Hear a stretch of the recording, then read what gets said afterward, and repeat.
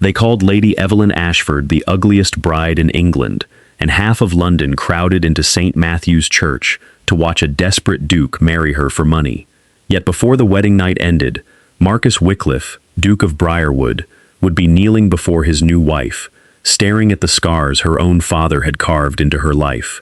Every pew was filled with silk, jewels, and carefully concealed smiles. The guests had not come to bless the marriage.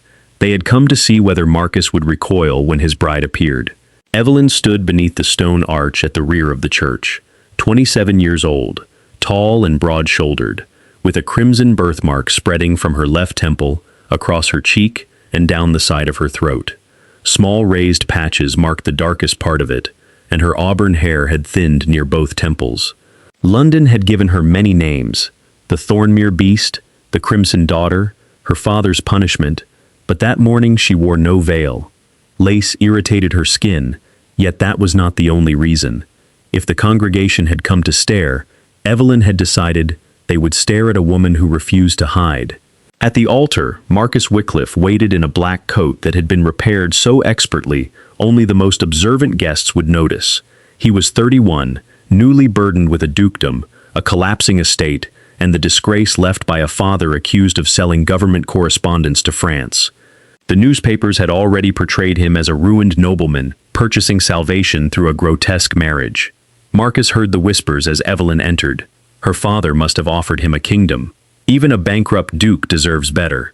A woman laughed behind her ivory fan. Marcus did not react.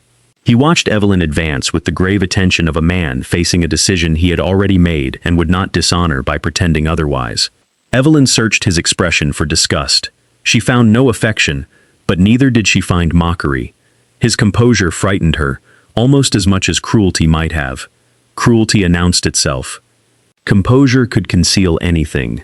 When she reached the altar, Marcus stepped forward before the clergyman signaled and offered her his arm. It was a small breach of ceremony, but the laughter died at once. Evelyn hesitated before resting her gloved hand upon his sleeve. "You need not defend me from every whisper," she murmured. "I am accustomed to them." "I am not," Marcus replied, "and they are insulting my future duchess inside a church." It was not tenderness, but it was the first public loyalty anyone had shown her in 12 years. The ceremony proceeded beneath the painted eyes of saints, who looked more merciful than the congregation. Marcus spoke his vows clearly. Evelyn's voice faltered only once, when she promised to honor a man she scarcely knew. Both understood the truth of their union. Marcus needed the Ashford fortune to save Briarwood Hall, protect his widowed mother, and restore his younger sister's prospects. Evelyn needed marriage to escape Thornmere Court, where her father controlled every door, servant, physician, and letter. Neither expected love. Courtesy, distance, and separate chambers seemed sufficient promises for two people with so few choices. After the vows, they moved to the vestry to sign the parish register. Evelyn had almost finished writing her new name when her father approached. Alistair Ashford, Duke of Thornmere, was a silver-haired man whose warmth had persuaded ministers, bankers, and bishops to trust him. Before the witnesses, he placed one hand upon Evelyn's shoulder like a devoted father offering his blessing. Evelyn recoiled so violently that the pen tore through the paper. A dark line of ink divided her new surname. Marcus caught her elbow before she stumbled. Beneath his fingers, her arm became rigid. Thornmere's smile never changed. "Wedding nerves," he said pleasantly. "My daughter has always possessed an excitable disposition." "I am not excited," Evelyn answered. Her voice was quiet, but Marcus heard the warning beneath it. "Then perhaps you are unwell," her father said. "Dr. Harcourt could accompany you to Ravenscourt." All color left Evelyn's face. No physician. Thornmere's fingers tightened briefly upon her shoulder before he released her. To the witnesses, it appeared affectionate. Marcus saw the pain flash through Evelyn's eyes. He also saw her hand move instinctively toward the left side of her bodice, where something small and hard pressed beneath the ivory silk. "My wife has declined," Marcus said. The word wife changed the air between the three of them. Thornmere studied him for a moment, then bowed. "Of course. She belongs to your care now." Evelyn lowered her eyes, but Marcus noticed that she did not look relieved. She looked like a prisoner who had been transferred between guards. During the carriage ride to Ravenscourt, the country house Evelyn had inherited from her mother, she sat perfectly upright with her bouquet crushed between her hands. Her breathing was shallow, and every movement of the carriage seemed to cause her pain. "There is no audience here," Marcus said. "You need not perform composure for me." Evelyn looked through the window. "There is always an audience, Your Grace. Sometimes it consists of only one person." He did not question her further. By the time they reached Ravenscourt, twilight had settled over the neglected gardens. Evelyn dismissed the maid assigned to undress her and locked the bedchamber door. Nearly an hour later, Marcus was passing through the corridor when he heard two servants whispering beside the stairs. One of them was pale. "There is blood on her Grace's wedding gown," she said. "She would not allow me near her." Marcus crossed to Evelyn's door and knocked once. "Evelyn, I will not enter without permission, but I have been told you are bleeding. Do you require a physician?" Silence followed. Then her voice came through the door, stripped of all the control she had displayed inside the church. "Not Dr. Harcourt. Please, not him." Marcus placed his hand against the cold wood. "Then may I enter?" The bolt moved slowly. When the door opened, Evelyn stood beside the bed with the back of her wedding gown loosened. Blood had soaked through the ivory silk beneath her left shoulder. Above it, Marcus saw the first of several old silver scars crossing her skin. Evelyn reached inside the torn lining and withdrew a small iron key stained with blood. "My father's men did this last night," she whispered, "because they knew I had taken something that could destroy him." Marcus did not reach for the key. His attention remained fixed on the blood spreading through the torn silk and the old scars crossing Evelyn's back. Thin white lines encircled both wrists, while darker marks ran over her shoulders in patterns no ordinary accident could have produced. He understood enough to recognize the evidence of restraints. "May I come closer?" he asked. Evelyn's fingers closed around the key. She had expected anger, suspicion, perhaps a husband's unquestioned claim to her body. She had not expected permission. After a moment, she nodded. Marcus approached slowly and lowered himself beside her so that she would not have to look up at him. "The cut must be cleaned. I can summon another physician from the village, one your father does not employ. Physicians sign whatever powerful men place before them. Then no physician. Is there someone here you trust?" Evelyn considered the question, as though trust were a language she had not spoken in years. "Mrs. Bell, the housekeeper. She served my mother." Marcus rang for her and remained near the door while the older woman cleaned the wound and helped Evelyn out of the blood-stained gown. He turned his back when requested, but before the fabric closed around her, he saw enough to understand that the injuries were not confined to one violent night. There were faded bands around her ankles and narrow scars where leather straps had once held her against a bed. His hands curled at his sides. "Who ordered those restraints?" he asked after Mrs. Bell left. Evelyn sat near the fire in a plain robe, the iron key resting on the table between them. "My father called them treatment. Dr. Harcourt called them necessary precautions. After my mother died, I began asking why she had been given a sleeping draft before walking into the upper gallery. I was 15. Within a month, I was declared unstable. And no one questioned it? My father was the Duke of Thornmere. His word required no evidence." Marcus looked toward the locked door. His own father had been condemned by newspapers and ministers before any court properly examined the accusations against him. Yet even William Wycliffe had possessed a title, solicitors, and the ability to speak publicly. Evelyn had been a grieving girl trapped inside her father's house. "What does the key open?" "My mother's writing cabinet in the West Library. It was moved here after her death, but my father kept it locked. 3 nights ago, I found the key hidden in a false compartment of her jewel case." Evelyn touched the bandage beneath her shoulder. "His men searched my chambers last night. I had already sewn it inside my wedding bodice. Why risk taking it before the wedding? Because Ravenscourt and my mother's fortune pass into my control upon my marriage. Tomorrow my father's solicitor will present the accounts, and I am expected to sign them without examination." A faint bitterness entered her voice. "My father assumes my face prevented me from learning arithmetic." Marcus glanced at her. Did it? For the first time, something almost resembling amusement softened her expression. "My mother's family built its fortune through shipping and ironworks. She taught me double-entry bookkeeping before I was 12. During my confinement, Mrs. Bell smuggled tenant ledgers into my rooms. I found enough false charges to save 3 farms from eviction, although my father claimed the corrections as his own. Then why does he want you married if marriage gives you control? That is the question I cannot answer. Evelyn looked at the iron key. Unless whatever lies inside that cabinet explains it. They crossed Ravenscourt together shortly after midnight. The house had belonged to Evelyn's mother, but had stood mostly unused since her death. Dust silvered the picture frames, and many rooms smelled of damp wood and extinguished fires. Mrs. Bell led them through a narrow servants' corridor so that no member of Thornmere's remaining staff would see them. The West Library waited behind a warped oak door. Inside, the writing cabinet stood beneath a sheet near the cold fireplace. Evelyn removed the covering and revealed a small walnut desk decorated with brass vines. Her hand trembled as she inserted the key. It turned with a brittle click. The upper compartment contained nothing but dried ink, sealing wax, and several ordinary household receipts. Marcus watched disappointment pass over her face. Then Evelyn ran her fingers along the cabinet's interior and pressed a carved brass leaf. A concealed panel sprang open. Inside lay a narrow ledger wrapped in blue silk, 3 sealed letters, and a packet of bank drafts. Evelyn lifted the ledger as carefully as if it were the last object her mother had touched. Its pages were filled with columns of figures broken by unfamiliar symbols. A cipher? Marcus asked. Partly. My mother used shipping abbreviations whenever she wanted to conceal a payment's destination. Evelyn carried the book to a table and began comparing the first entries. Within minutes, her uncertainty vanished. Her finger moved from one amount to another, testing totals and identifying transfers disguised as estate repairs. These payments came from my trust, she said.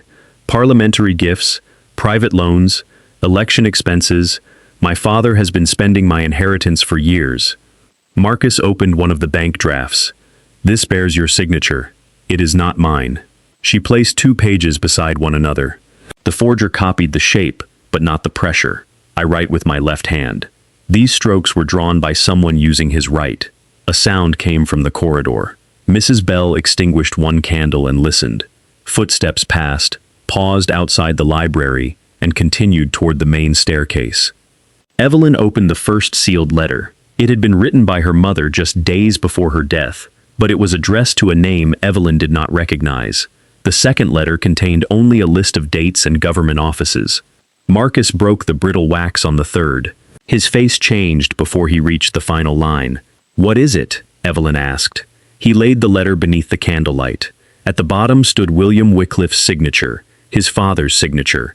Above it was a promise to provide proof that the Duke of Thornmere had stolen money from Evelyn's trust. The letter was dated 6 months before William was publicly accused of treason. Marcus stared at it until his breathing became uneven. Evelyn turned another page of the ledger and found a payment made on the same day the false evidence against William had reached the government. The recipient was identified only by initials, but the amount matched the sum mentioned in the treason inquiry. Then she saw something worse. A second payment had been scheduled for the week after her wedding, accompanied by 2 words in her mother's cipher, widow secured. Evelyn read the words again, hoping exhaustion had distorted their meaning. Widow secured. Beneath them appeared a payment large enough to purchase a country estate, scheduled for 6 months after her marriage. Marcus reached for the ledger, but Evelyn pulled it away instinctively. Forgive me, he said at once. I should have asked. She loosened her grip but did not surrender the book. If my father has already spent my inheritance, my marriage forces him to produce accounts he cannot justify. He needs time to conceal the losses. And making you a widow would give him that time? Not by itself. Unless the settlement returns control of my fortune to him if you die, or if you are convicted of a crime against me.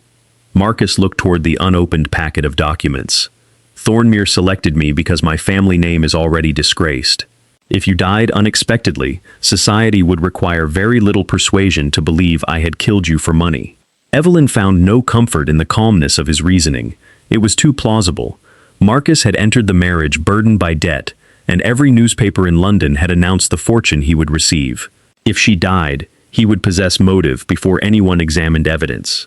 We must see the settlement before I sign anything, she said. And no one can know we found this ledger. Mrs. Bell wrapped it in fresh linen and hid it inside an unused bread oven in the old still room. a place no gentleman or solicitor would think to search. Evelyn kept one of her mother's letters, while Marcus took nothing. If they were stopped, the discovery had to remain hers rather than appear to be the work of a desperate husband hunting for money. Shortly before dawn, they returned to their rooms by separate corridors. Neither slept. At 10 o'clock, Ambrose Calder arrived from Thornmere Court carrying a black leather case. He had served Evelyn's father for more than 20 years and possessed the smooth, patient voice of a man accustomed to disguising commands as advice.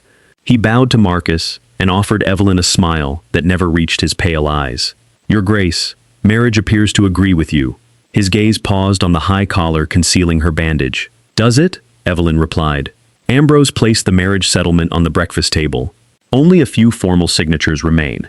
Your father has already released the first portion of the funds promised to Briarwood." Marcus saw the trap immediately. If he objected, Ambrose could accuse him of accepting Thornmere's money while refusing his obligations. Evelyn sat beside the documents. "I will examine the accounts first. That will not be necessary. Then it should not trouble you." The solicitor's smile tightened. He explained that the settlement granted Marcus use of Evelyn's annual income, while preserving the principal for future children. It sounded conventional until Evelyn reached the 19th page. There, buried beneath language concerning guardianship, was a clause appointing her father temporary administrator of the entire trust if Evelyn became mentally incapable, died without a living child, or if her husband faced criminal prosecution. "This was not in the copy shown to me before the wedding," she said. "Minor language was added for your protection. My protection requires returning my fortune to the man whose accounts I intend to inspect?" Ambrose turned to Marcus. "Your Grace, Lady Evelyn has suffered periods of nervous agitation since childhood. Her father hoped marriage would settle her, but contradiction can worsen her condition." Marcus thought of the restraint scars around Evelyn's wrists. "My wife asked you a financial question, Mr. Calder. Answer it." The solicitor's composure flickered. "The clause is customary." Evelyn pulled an ordinary steel ruler from the writing case and measured the margins. Page 19 was narrower than the other sheets. Its paper carried a different maker's watermark, and the stitching along the spine had been pierced twice. This page was inserted after the document was bound. Ambrose's fingers moved toward the settlement. Evelyn placed her palm over it. "It will remain here. It belongs to your father's office. It bears my name and governs my property. Mrs. Bell, please ask 2 servants to witness that Mr. Calder presented this version to me today." For the first time, Ambrose looked directly at Evelyn rather than at the birthmark on her face. Something cold and calculating entered his expression. He had expected a frightened bride. He had found an accountant who understood paper, binding, and the difference between lawful caution and fraud. "Your father will be disappointed by this delay," he said. "My father has survived my disappointment for years. He may now experience some of his own." Ambrose gathered his empty case and departed without the settlement. From an upstairs window, Evelyn watched him speak briefly to a groom before his carriage left Ravenscourt. The groom rode north instead of following the London road. "He is sending a warning to my father," she said. Marcus stood behind her but kept enough distance not to crowd her. "Then we must move before Thornmere does." Their first opportunity came that afternoon, when Evelyn inspected the estate accounts. Ravenscourt had been neglected under her father's management, yet the ledgers claimed enormous sums had been spent repairing tenant cottages and clearing drainage canals. Evelyn rode with Marcus to the eastern farms and found roofs still leaking, fields flooded, and families charged for repairs that had never occurred. At the 4th cottage, an elderly tenant named Thomas Reed produced receipts bearing Ambrose's signature. Each payment was recorded twice, once as rent and once as a voluntary contribution to estate improvements. Evelyn immediately suspended the collections and ordered grain released from the house stores. By evening, 12 families who had expected eviction were safe through winter.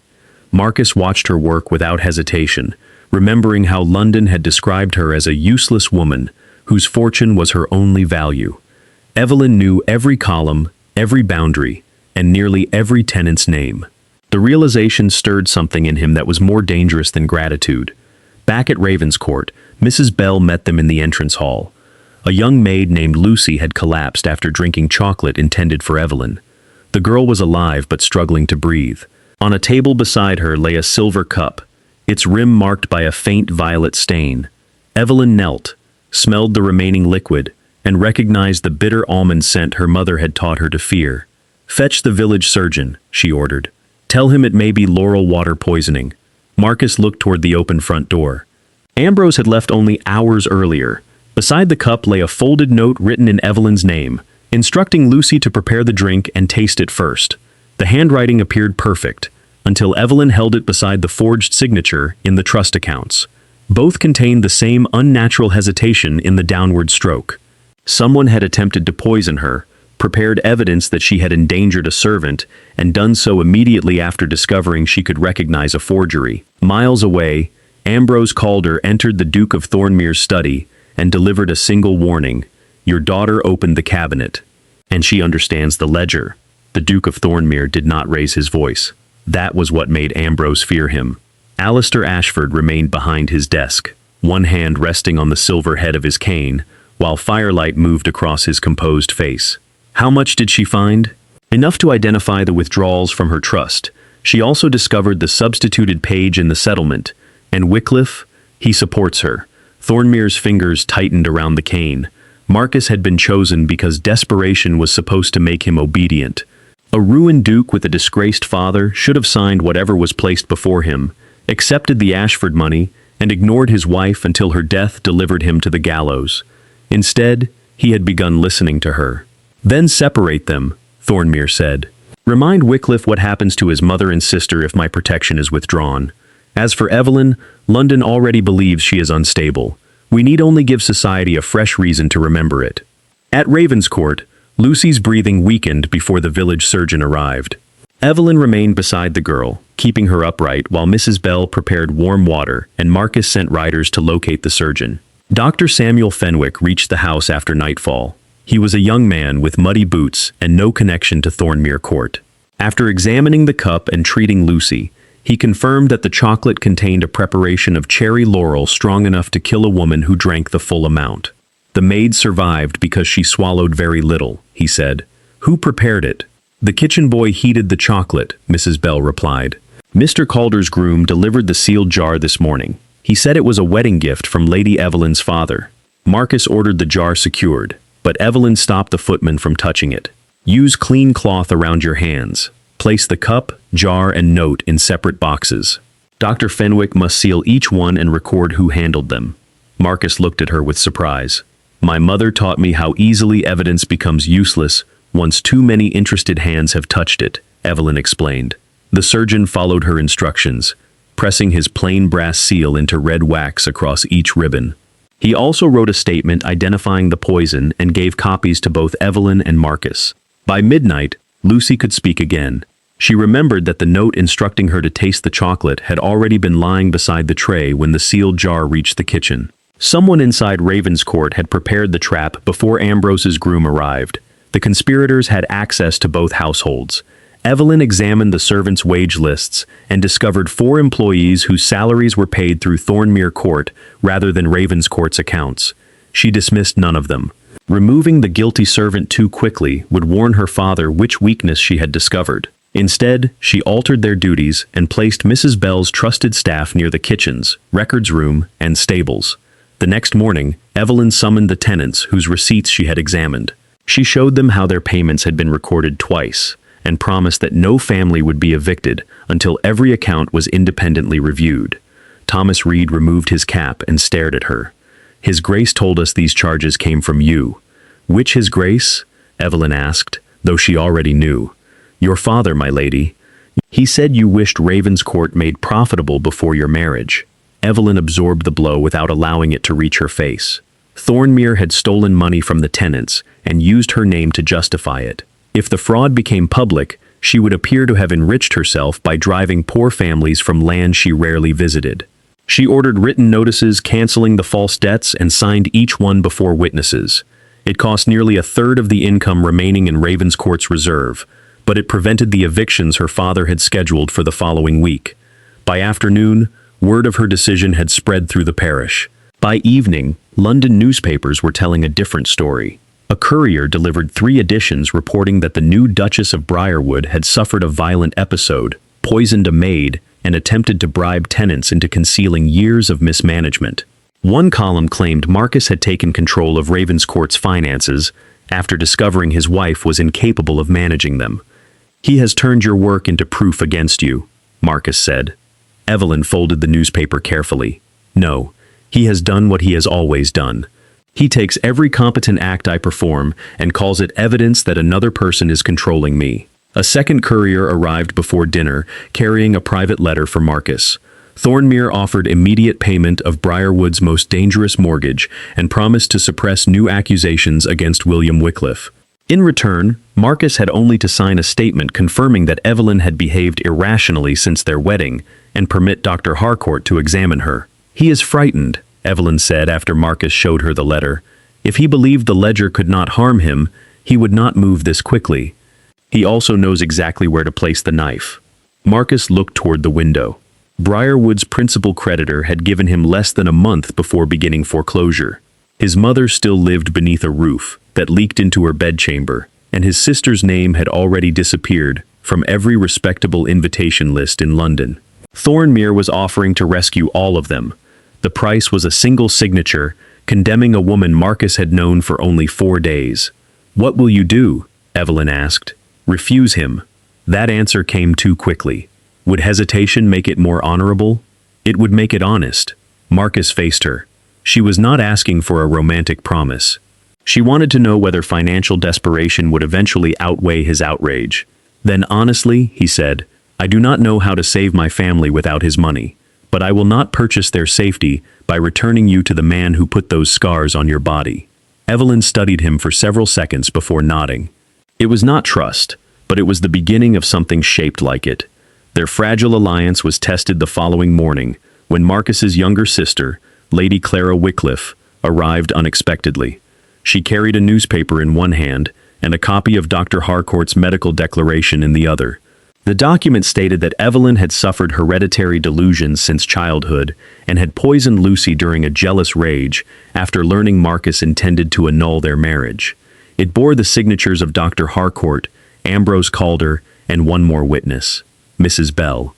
Evelyn looked across the room at the housekeeper who had protected her for 12 years. Mrs. Bell went white. "I never signed that." Clara placed the document on the table. "Then someone has copied your hand almost perfectly." Marcus compared the signature with Mrs. Bell's entries in the household book. The resemblance was undeniable, but Evelyn noticed a tiny blot after the final letter. The same blot appeared on the forged instructions left beside Lucy's poisoned cup. Marcus now possessed the contradiction he needed, and the witnesses capable of proving it. Before they could send for Dr. Fenwick, however, a carriage stopped outside. Dr. Harcourt emerged with 2 attendants and an order authorizing Evelyn's removal to a private medical house. At the bottom of the order, beneath her father's seal, appeared Marcus Wycliffe's signature. Marcus stared at the signature long enough to recognize every curve. It resembled his hand precisely, down to the sharp angle with which he crossed the final letter of Wycliffe. Yet he knew he had never signed the order. Dr. Harcourt entered without waiting to be invited, followed by 2 broad attendants, carrying leather restraint straps beneath their coats. "Her Grace must come quietly," he announced. "Excitement may aggravate her condition." Evelyn did not retreat, but Marcus saw her fingers close around the back of a chair. Her face became still, in the particular way it had when her father touched her inside the church. "On whose authority?" Marcus asked. "The Duke of Thornmere submitted evidence of dangerous behavior. As her Grace's husband, you provided consent." Harcourt indicated the signature. "I did no such thing. Your regret is understandable, but the arrangements have already been made." One attendant stepped toward Evelyn. Marcus moved between them. "Touch my wife, and I will have you charged with assault." Harcourt's expression remained professionally sorrowful. "Your Grace, resisting a necessary medical intervention may be interpreted as proof that Lady Evelyn has influenced your judgment. Then interpret it however you please, from outside my house." Harcourt produced a second paper bearing a magistrate's authorization, but Evelyn immediately noticed that it described her as Lady Evelyn Ashford, an unmarried woman under her father's guardianship. The order had been prepared before the wedding. "My legal name is Evelyn Wycliffe," she said. "My father no longer possesses the authority stated here." Harcourt's eyes shifted toward the document. That single reaction confirmed he had known about the defect. Marcus summoned the parish constable and Dr. Fenwick. In front of both men, he formally denied signing the removal order and demanded that the attendants surrender their straps as evidence. Harcourt refused until Clara opened the front door and loudly invited several tenants waiting in the courtyard to witness a physician attempting to abduct the Duchess of Briarwood. The threat of public attention succeeded where Marcus's title had not. Harcourt withdrew, warning that Evelyn's instability would soon endanger everyone protecting her. As his carriage departed, Evelyn remained beside the window, watching until it disappeared beyond the gates. Only then did her knees weaken. Marcus offered his hand, but did not touch her. She took it, after a long pause. "He used those same straps when I was 15, she said. "He told me resistance proved I required them. He will never use them on you again. Do not make promises simply because you are angry." "I am not angry." Marcus's voice was low and controlled. "I am deciding what I will do if he returns." Before noon, his decision produced its first consequence. A representative of the Crown and Anchor Bank arrived with notice that Thornmere had withdrawn his guarantee from every Briarwood loan. Unless Marcus paid the overdue interest within 10 days, the bank would seize the unentailed farmland, household silver, and most of the remaining livestock.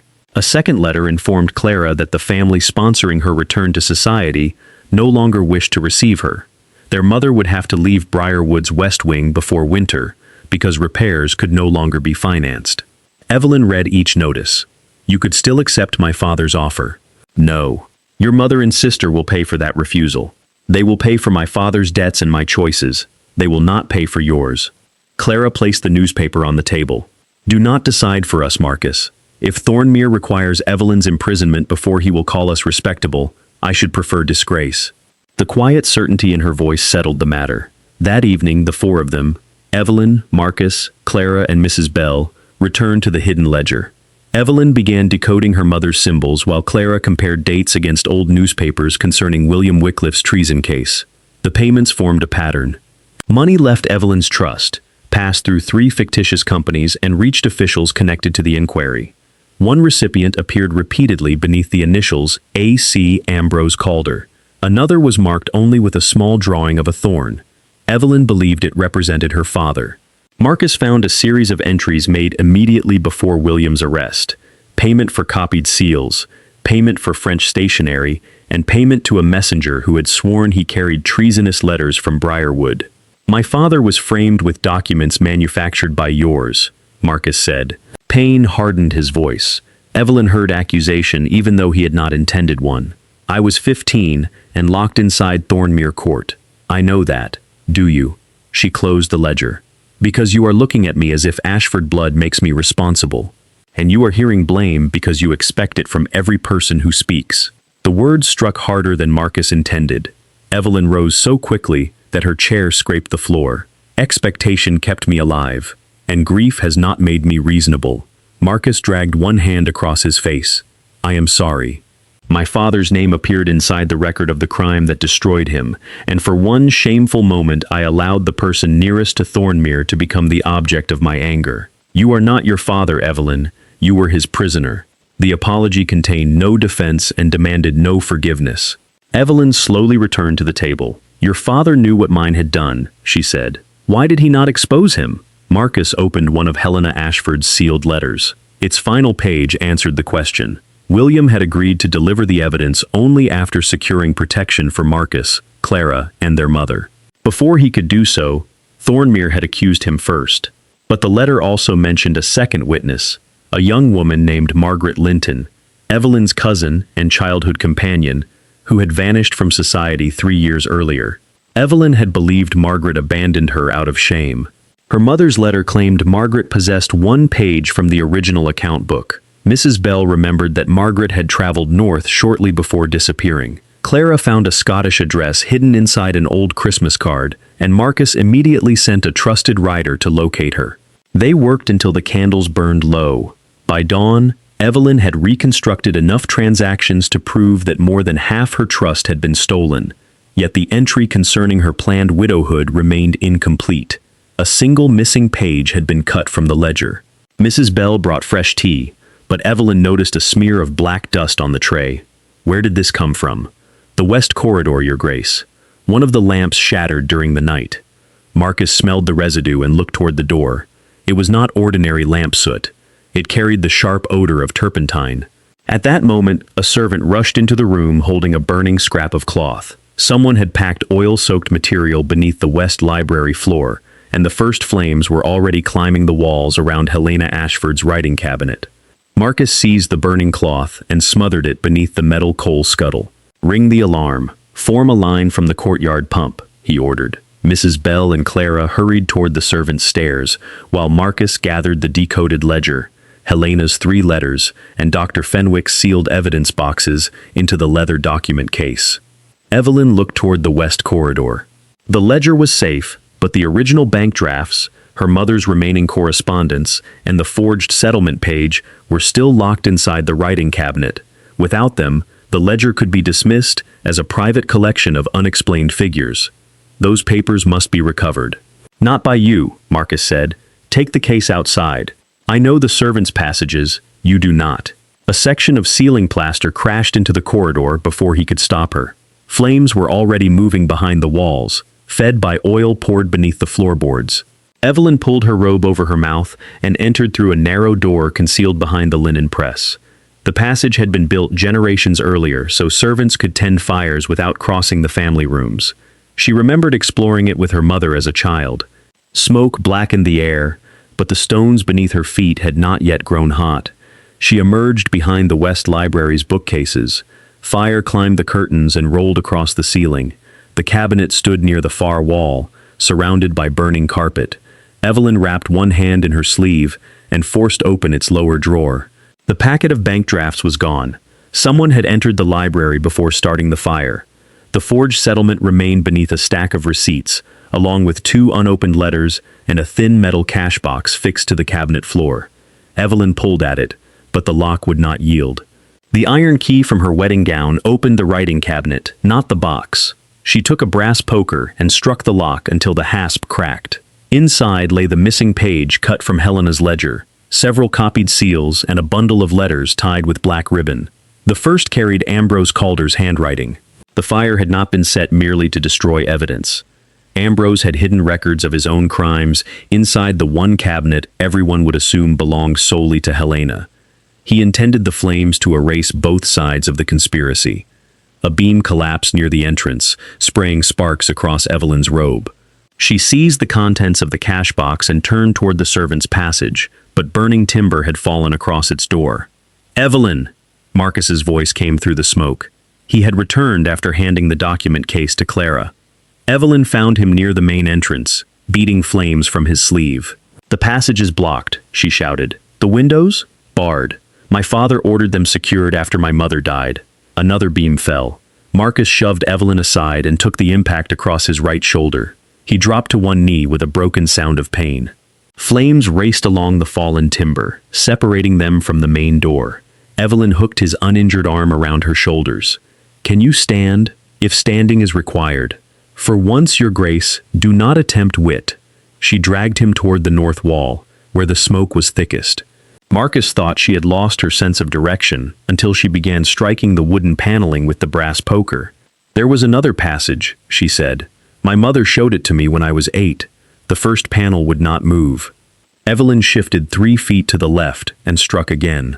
Hollow wood answered. She found a carved rose near the baseboard, pressed its center, and heard an ancient latch release. The door opened only a few inches before swollen timber jammed against the stone floor. Marcus braced his good shoulder against it while Evelyn pulled. Together, they forced a gap wide enough to enter. The passage sloped downward toward the ruined chapel at the edge of the estate. Smoke followed them through the tunnel, but the fire could not penetrate the stone walls. Marcus stumbled twice. Each time Evelyn tightened her arm around his waist and carried more of his weight. She did not release the letters clutched beneath her robe. They emerged behind the chapel altar as part of the library roof collapsed in the distance. Servants shouted across the lawn, unaware that their Duke and Duchess were already beyond the house. Evelyn lowered Marcus onto the chapel floor and examined his shoulder. It was badly bruised, but not misshapen. "You followed me into a burning room," she said. "You entered one. The documents belonged to my mother. You belong to yourself, Evelyn. That should have mattered more. She looked down at her soot-stained hands. No one has ever considered my life more valuable than the evidence required to prove I deserve one. Marcus's anger faded. He wanted to touch her face, but he remembered the first night of their marriage and kept his hands still. I married you because I needed your father's money, he said. I told myself courtesy would make the bargain honorable. It did not. I allowed desperation to persuade me that attaching my future to a woman I did not know was merely practical. Evelyn's expression closed. Is this the proper moment for such honesty? There may never be a proper moment. I only know that Briarwood restored through your ruin would be another kind of disgrace. I will not take his money, even if the estate is lost. And what will you take instead? Marcus looked at her, as firelight glowed through the broken chapel windows. Whatever place beside you, that you freely choose to give me, nothing more. He offered his hand and waited. Evelyn stared at it for a long time before placing her fingers in his. Marcus did not pull her closer. He simply held her hand while the sounds of the burning house faded behind them. Only then did Evelyn remember the papers beneath her robe. She untied the black ribbon around Ambrose's letters. They were not addressed to Thornmere. They were copies of instructions Ambrose had preserved for his own protection, forged signatures, payments to Dr. Harcourt, and arrangements for Evelyn's confinement. The missing ledger page listed the final stages of the plan. Evelyn would be poisoned 3 months after the wedding. Evidence would be placed in Marcus's study, proving he had purchased the substance. After his conviction, Ambrose would invoke the substituted settlement clause and return her fortune to Thornmere control. Marcus read the final entry twice. This is enough to expose them. Not yet, Evelyn said. These are copies kept by a forger. My father will claim Ambrose created everything without his knowledge. She opened the last letter. It concerned Margaret Linton, the missing cousin who held an original page of Helena's accounts. Thornmere had threatened to hang Margaret's brother for a theft he never committed unless she left England.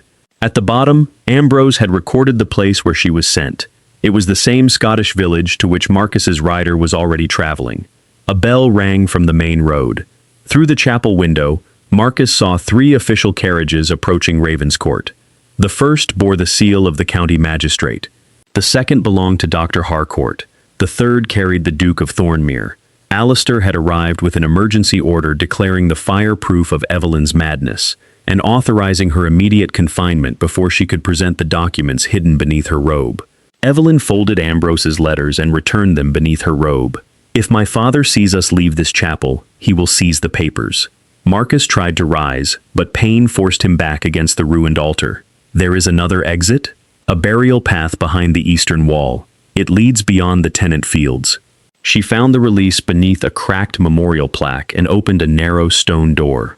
By the time Thornmere's men searched the chapel, Evelyn and Marcus had crossed the frozen orchard and reached Thomas Reed's cottage. Thomas admitted them without asking why the Duchess was covered in soot or why the Duke could barely move his right arm.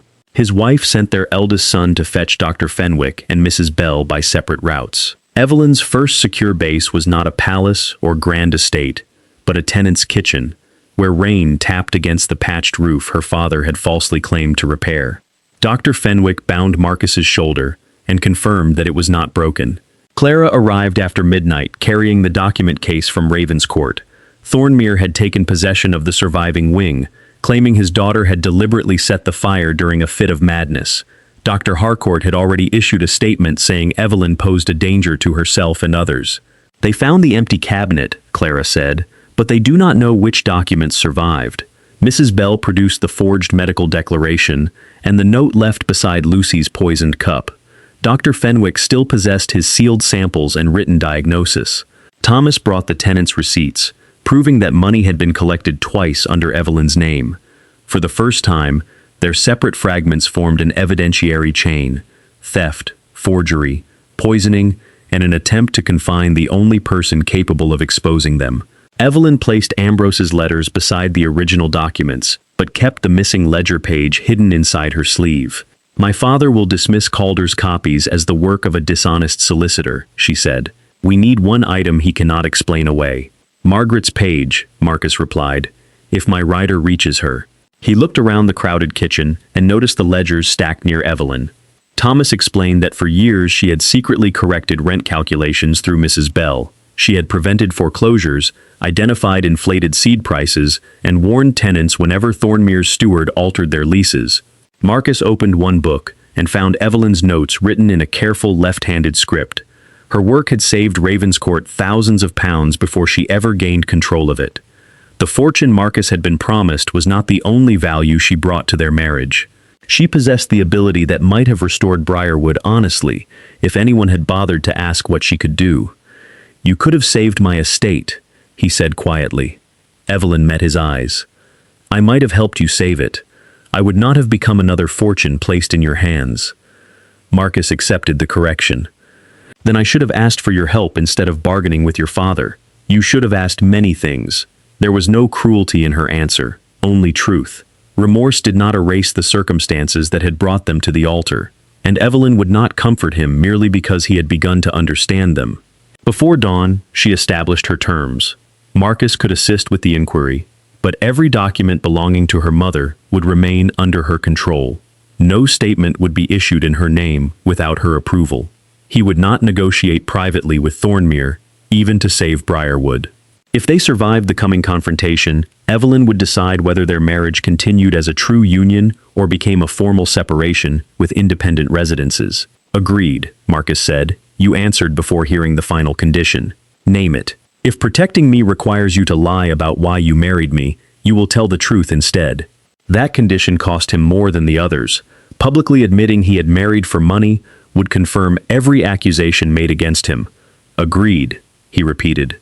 Shortly after sunrise, Marcus's rider returned from Scotland with a woman traveling under the name Miss Mary Linden.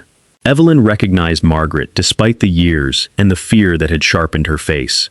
Margaret stopped inside the cottage doorway, unable to meet Evelyn's eyes. "I thought you abandoned me," Evelyn said. "Your father promised to hang my brother for stealing bonds he had ordered Ambrose to place in our house." Margaret's voice broke. "I believed leaving was the only way to keep him alive." She had preserved the original ledger page inside the cover of a prayer book. Helena Ashford's handwriting identified 3 transfers from Evelyn's trust to Alistair personally. Attached to the page was a memorandum signed by Thornmere acknowledging receipt. Margaret also carried a letter Helena had written on the night before her death. It stated that Dr. Harcourt had replaced her heart medicine and that Alistair threatened to have Evelyn confined if Helena went to the authorities. "Why did you not bring this forward sooner?" Marcus asked. "Because Ambrose's men followed me to Scotland. Every few months they sent a newspaper clipping about my brother as a reminder." Evelyn did not immediately forgive Margaret, but she took her hand. "You came now. I should have come years ago." So should many people. The memorandum was the proof they needed, but Evelyn refused to rely upon a single sheet that could be burned or stolen. Dr. Fenwick and the parish vicar each made an attested copy. Thomas carried one to a magistrate in the neighboring county, who had no financial connection to Thornmere. Clara concealed another beneath the lining of her traveling case. The original remained inside Margaret's prayer book, whose worn binding and handwritten family inscriptions could establish its history. Meanwhile, Thornmere issued notices declaring Marcus had abducted his mentally ill wife and caused the fire to conceal his theft of her fortune. Officers began searching every road. Evelyn chose not to run. She sent a formal demand for an open trust inquiry at Belgrave House, where trustees, magistrates, and newspaper representatives could witness the evidence. She signed it in her own left-handed script and enclosed a comparison showing the forged signatures. Her father responded within hours. He agreed to the inquiry, confident that old alliances would protect him, but demanded Evelyn appear 3 days later. That evening, a boy arrived at Thomas's cottage carrying Margaret's prayer book. Its cover had been slashed open, and the original memorandum was gone. Sewn into the empty binding was a note from Ambrose Calder. "Surrender Helena's ledger before the inquiry, or Margaret's brother would be found dead with the stolen page in his pocket." Margaret read the threat twice before her hands began to shake. "My brother is in London. Ambrose knows where he works." Evelyn took the damaged prayer book and examined the cut binding. Whoever removed the memorandum had used a narrow blade and worked quickly. The black thread left inside the leather matched the thread tying Ambrose's private letters together. He had not delegated the theft. He wanted them to know he personally possessed the page. "If we surrender the ledger, he will destroy both and kill your brother anyway," Marcus said. Margaret turned on him. "You cannot know that. A man who preserves copies of his crimes does not leave living witnesses once they cease to protect him." Evelyn placed herself between them. "Then we remove your brother from Ambrose's reach before answering." Marcus sent Clara and Dr. Fenwick to the neighboring magistrate with the remaining evidence, while Thomas dispatched 2 trusted tenants to London. Margaret's brother, Edward Linton, worked as a clerk near the Royal Exchange. The tenants reached him before Ambrose's men, but discovered forged bonds already hidden inside his desk. Had Edward been arrested, the missing memorandum would have been added as proof that he had blackmailed Thornmere with fabricated evidence. The tenants moved him to the home of Dr. Fenwick's widowed aunt and left the forged bonds untouched. If Ambrose believed his trap remained secure, he would not search for another method before the inquiry. Thornmere made his final offer to Marcus that afternoon. A messenger delivered documents promising to restore Briarwood Hall, settle every creditor, clear William Wycliffe's name, and re-establish Clara in society. Marcus needed only to declare that Evelyn had set the fire, forged her mother's ledger, and manipulated him through threats against his family. Thornmere would arrange a quiet separation and place her permanently under Dr. Harcourt's supervision. Evelyn read the terms without expression. "This is everything you wanted before our wedding. It is everything I believed I wanted. And if you refuse, Briarwood may be seized before the inquiry begins." Marcus carried the offer to the fireplace. "Burning it would be satisfying but useless. We will preserve it as evidence." He signed a refusal before the vicar, Thomas and Margaret, then took a second sheet of paper. On it, he wrote a public statement describing the original bargain that had brought him to the altar. He admitted that he had agreed to marry Evelyn in exchange for money, protection for his sister, and assistance clearing his father's name. He also described Thornmere's new demand and acknowledged that his own desperation had made the scheme possible. Evelyn watched him sand the ink. "Once that reaches London, society will believe you married me, because no honorable choice remained. That is true. They may never restore your reputation. Then I will possess the reputation my choices earned." He sent copies to the trustees and 3 newspapers before regret could weaken his resolve. The consequences arrived swiftly. The Crown and Anchor Bank began seizing Briarwood's livestock. 2 political allies withdrew their support from Marcus's petition to reopen his father's case. Clara received another letter warning that no respectable family would receive her. None of it guaranteed Evelyn's safety or forgiveness. Marcus had simply stopped purchasing respectability with her silence. By the evening before the inquiry, Thornmere appeared victorious. He controlled Ravenscourt's surviving wing. The original memorandum had vanished, and London's newspapers described Evelyn as either a mad woman or a calculating wife who had trapped a desperate duke. Ambrose publicly denied visiting Ravenscourt on the day of the poisoning. Dr. Harcourt claimed the violet stain on the silver cup resulted from ordinary tarnish. Mrs. Bell's forged signature remained strong enough to confuse anyone unfamiliar with her handwriting. Even the attested copies of Helena's memorandum could be challenged without the original. Evelyn spread every object across Thomas Reed's kitchen table. The ledger with its missing leaf, Margaret's damaged prayer book, the inserted settlement page, the poisoned note, Dr. Fenwick's sealed sample, and Ambrose's black ribbon letters. Marcus stood nearby, with his injured arm in a sling. "We have truth," he said, "but not enough authority to make men who fear your father admit it. Then we will make my father's own evidence authenticate ours." Evelyn placed the cut edge of the prayer book beside the empty seam in Helena's ledger. Margaret's memorandum had originally been removed from that ledger before being hidden in the book. Tiny fragments of blue silk still clung to one side of the page when they copied it. More importantly, Helena had numbered her accounts using shipping marks rather than ordinary numerals. The missing memorandum contained only half of one symbol. Its other half remained on the narrow stub inside the ledger. If Ambrose produced the stolen original, the 2 fragments would join perfectly. "But why would he produce it?" Margaret asked. Evelyn looked at the threat.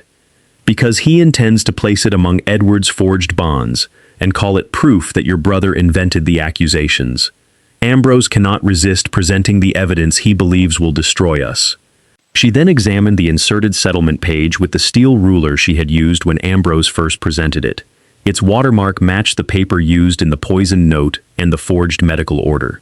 All 3 sheets had come from the same private batch manufactured for Calder's legal office. Ambrose could claim his stationery had been stolen, but another detail defeated that defense. The violet stain around the silver cup was not tarnish. A smaller violet mark appeared on the corner of the poisoned note and beneath Ambrose's seal on the settlement page. Evelyn scraped a trace into a white dish and added a drop of vinegar. The color turned red. "Archil dye," she said, "used by clerks to mark corrected drafts. My mother taught me because her shipping office used blue, while Calder's office used violet." Marcus understood. The poisoner handled a freshly corrected document before touching the cup, and Ambrose will deny using violet Archil.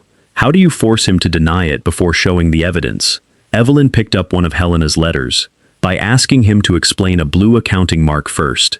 His arrogance will make him correct me." Their plan required Ambrose to attack before he understood the trap. Evelyn would allow him to present the forged bonds, the missing memorandum, and the medical order. Margaret would identify the prayer book, but not mention the torn symbol. Dr. Fenwick would authenticate the sealed cup. Marcus would testify only about the bargains he had personally accepted and refused. The decisive reasoning would remain Evelyn's. A knock sounded at the cottage door shortly before midnight. Clara entered carrying the final edition of the London Chronicle. Across the front page appeared Marcus's confession about the marriage bargain. Beneath it was a new announcement from Thornmere. At the Belgrave inquiry, he would prove that Evelyn had murdered her own mother 12 years earlier and had now attempted to destroy the evidence by burning Ravenscourt. Evelyn folded the newspaper. Her father had finally chosen an accusation so large that he would be forced to explain facts only the true conspirators could know. "Let him speak first tomorrow," she said. "By the time he finishes, he will have placed every weapon we need directly into our hands." Belgrave House had been chosen because the Duke of Thornmere believed every wall inside it belonged to a friend. Trustees, magistrates, physicians, creditors, and newspaper correspondents filled the long hearing chamber before 10 o'clock. Alistair Ashford entered through the main doors with Ambrose Calder and Dr. Harcourt beside him, receiving bows from men who had depended upon his influence for years. Evelyn entered several minutes later on Marcus's uninjured arm. She wore a dark green gown, cut plainly around the body she had spent years being ordered to conceal. There was no veil over her birthmark and no high collar hiding her throat. Whispers followed her through the chamber, just as they had followed her down the aisle of St. Matthew's Church. This time, she did not lower her eyes. Marcus escorted her to the table, then stepped back. The evidence belonged to Evelyn, and he would not turn her reckoning into another Duke's performance. Thornmere spoke first. He described his daughter as disturbed since childhood, violently jealous of her mother, and obsessed with imaginary thefts. According to him, 15-year-old Evelyn had tampered with Helena's heart medicine, causing the dizziness that preceded her fatal fall. He claimed grief had prevented him from exposing his own child. Marriage had supposedly worsened her delusions until she poisoned Lucy, forged the trust ledger, and set Ravenscourt on fire. Dr. Harcourt submitted 12 years of medical reports documenting Evelyn's instability. Ambrose presented the altered marriage settlement as proof that Thornmere had lawfully protected her fortune. Finally, 2 officers brought in the forged bonds removed from Edward Linton's desk. Among them lay Helena's missing memorandum. Margaret Linton and her brother manufactured this page to extort money from His Grace, Ambrose announced. Lady Evelyn incorporated it into a false ledger after renewing contact with them. Evelyn waited until every accusation had entered the official record. Dr. Harcourt, when did you first diagnose my alleged disorder? 1 month after your mother's death. You have just testified that I caused her death. Why does no report written during the following 12 years mention that accusation? Harcourt hesitated. Your father wished to protect you, yet today he announces it before journalists. A murmur moved through the room.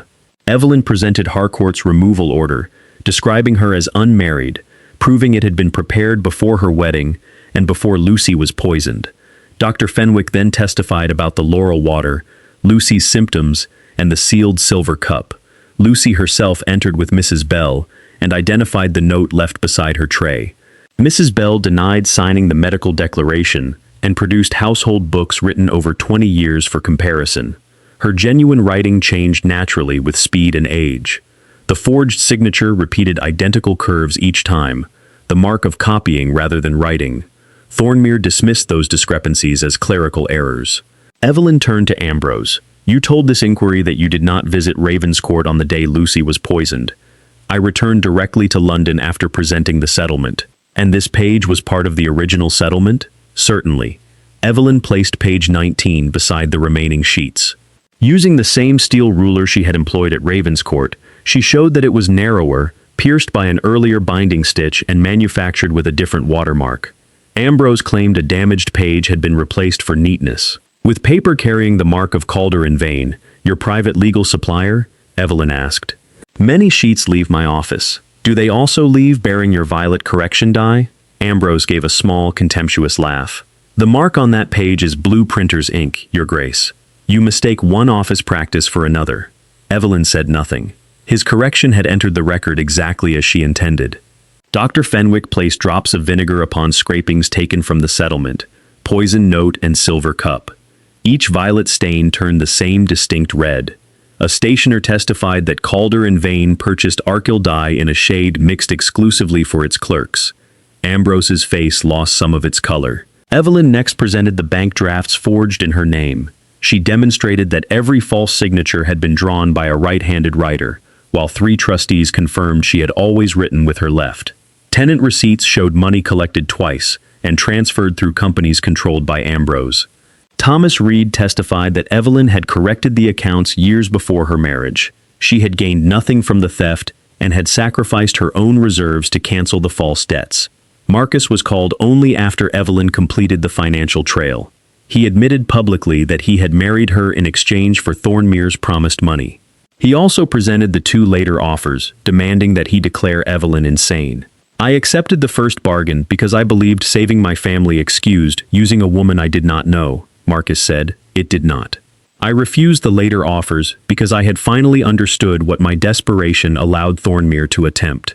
"Your confession does not prove your wife sane," Thornmere replied. "No," Marcus said. "Her work has done that without my assistance."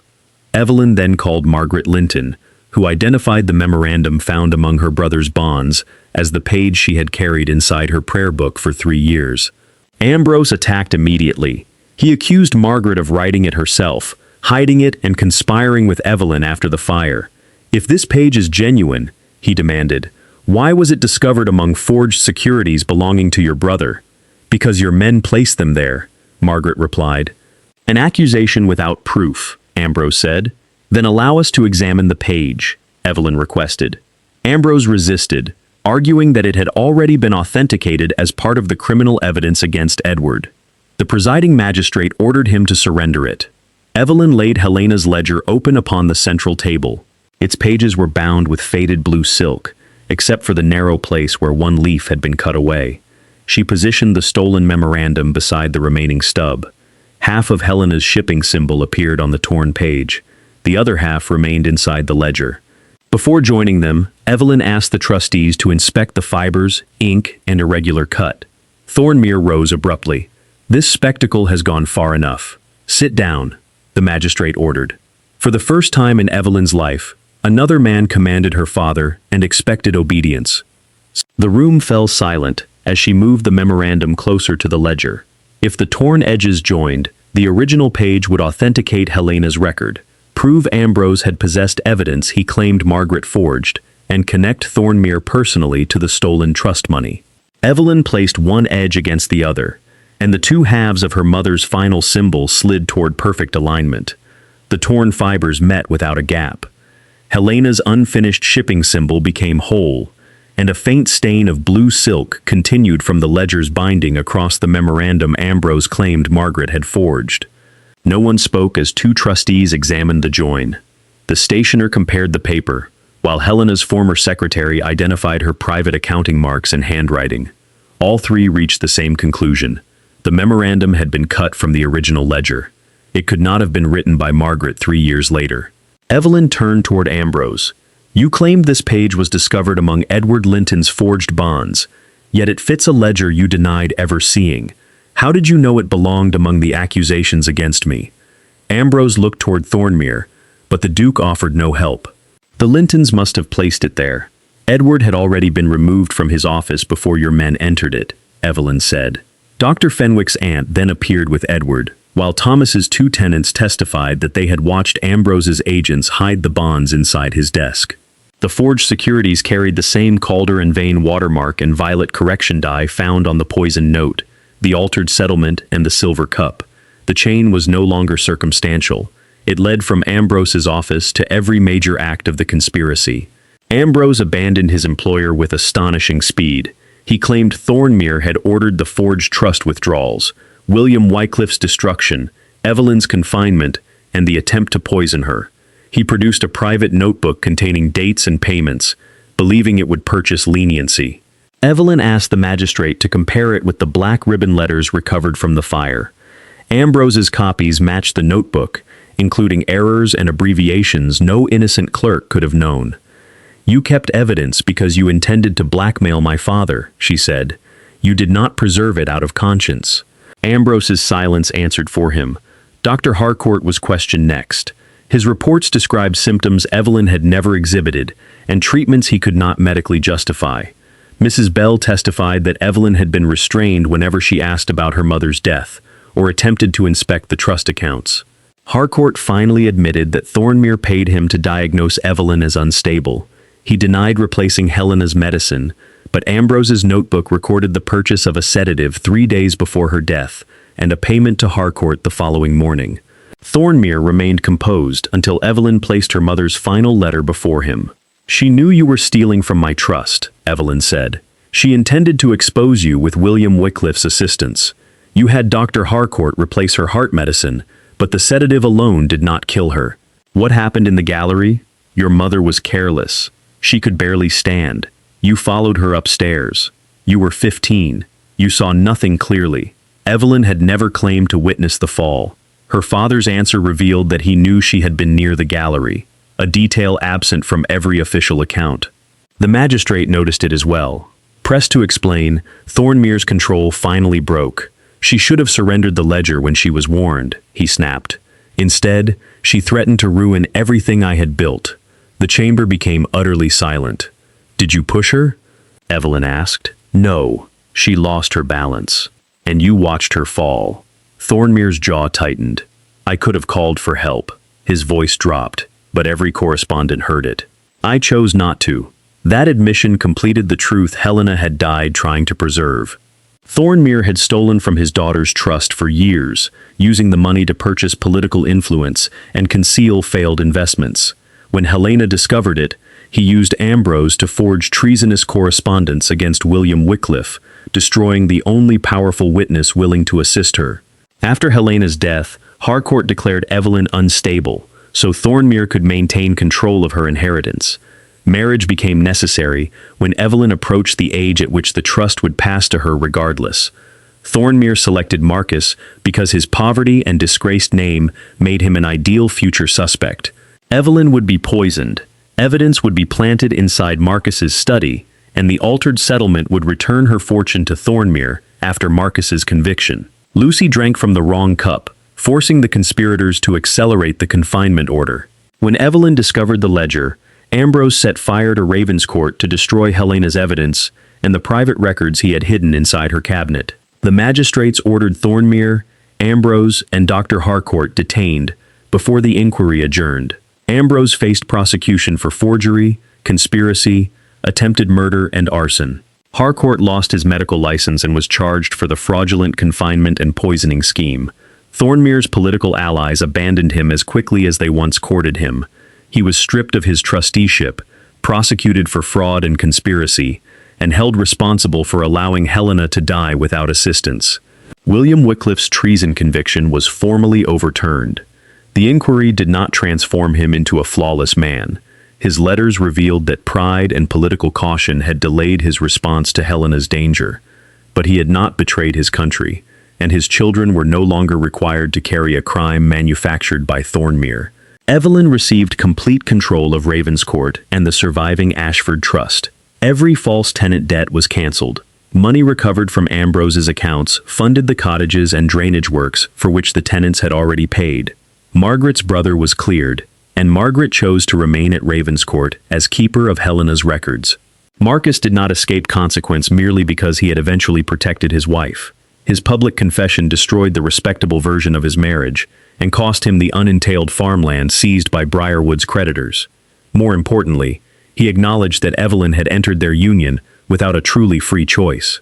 Through an independent solicitor, he renounced any claim to control her trust and offered her a legal separation with her own residence and income. "Do you want me to leave?" Evelyn asked when they met at Ravenscourt several weeks after the inquiry. "No," Marcus answered, "but what I want cannot become another lock upon your door." Evelyn did not immediately resume life as though honesty had erased everything. She remained at Ravenscourt while Marcus returned to Briarwood, repaired what little of the house he could afford, and opened its accounts to the tenants for the first time. He wrote to Evelyn, but never demanded an answer. He publicly corrected every newspaper that called her unstable, even when doing so revived reports of his own bargain with Thornmere. Clara visited Evelyn freely and helped establish an independent fund for women confined through fraudulent medical declarations. During the following spring, Evelyn traveled to Briarwood by her own decision. Marcus met her outside the house, but did not presume she had come to stay. "The eastern farms are badly drained," she told him. "Your figures are worse." A cautious smile crossed his face. "Will you examine them? I will teach you how to examine them yourself." They rebuilt neither estate with stolen money. Evelyn supplied knowledge, not a fortune placed obediently in her husband's hands. Marcus sold unused property, renegotiated lawful debts, and restored the tenant farms before repairing the grand rooms. Trust returned through months of choices, rather than one apology, rescue, or declaration of love. On the anniversary of their first wedding, Evelyn asked Marcus to meet her inside the restored chapel at Ravenscourt. There were no journalists, bargains, or fathers present. Mrs. Bell, Clara, Margaret, and the tenants who had sheltered them stood as witnesses. Marcus offered Evelyn a new ring, but kept it in his open palm. "Only if you choose it." Evelyn looked at the man who had once married her to rescue a house, and later accepted its loss, rather than build that house upon her imprisonment. Then she took the ring herself. Years later, some members of society still stared at the birthmark Evelyn no longer attempted to hide. Their judgment had not disappeared. It had merely lost its authority over her. She used Ravenscourt's recovered income to provide independent physicians and solicitors for women whose families had declared them unstable for money or convenience. Briarwood slowly prospered under transparent accounts and the practical partnership Marcus should have requested from the beginning. One evening, Evelyn stood at the head of the Ravenscourt dining table, surrounded by tenants, friends, and the family she had freely chosen. Marcus approached and rested his hand beside hers without touching it. As he always did, he waited. Evelyn remembered the bride who had walked through a church filled with cruelty, carrying a blood-stained key beside her heart. That woman had believed freedom meant nothing more than a door no one else could lock. Now Evelyn turned her hand and placed it over Marcus's. Not because marriage required it, not because gratitude demanded it, but because the choice was entirely her own.